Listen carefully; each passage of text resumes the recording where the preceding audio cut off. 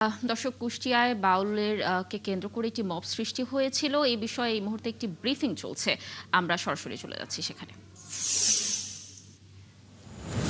ব্যবস্থা নেওয়ার জন্য আমরা নির্দেশ দিয়েছি। এই জন্য আমি খুলনা থেকে এসেছি, এসে জাস্ট এটা দেখলাম এবং নির্দেশনা দিয়ে যাচ্ছি যাতে যথাযথ প্রক্রিয়ায় ব্যবস্থা নেওয়া হয়।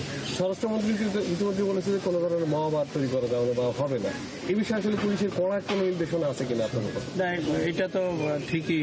আর কেন মব হবে? আর যাতে না হয় আমরা খুলনা থেকে রেঞ্জ রিজার্ভ ফোর্স থেকে আমরা ফোর্স দিয়েছি, জেলার ফোর্স আছে, র্যাব আছে, সবাই আছে। আপনারা স্থানীয় জনগণ আছেন, মবের তো আর কিছু নাই। যাতে না হয় আপনারা সবাই সতর্ক থাকবেন, আমরাও থাকবো।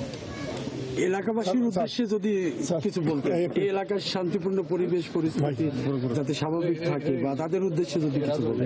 হ্যাঁ, এলাকাবাসীর প্রতি আমাদের মেসেজ হচ্ছে সবাই মিলে আপনারা এই ফিলিপনগরকে শান্তির নগর হিসেবে গড়ে তোলেন, আর আইন হাতে তুলে নেবেন না।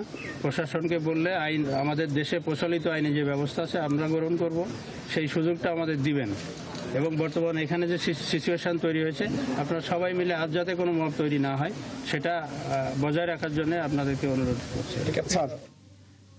দর্শক, কুষ্টিয়ায় মব সৃষ্টি করে একজন পীরকে হত্যা করা হয়েছিল সে বিষয়ে পুলিশ ব্রিফিং করছিল। আমরা যুক্ত ছিলাম সেই ব্রিফিংয়ে।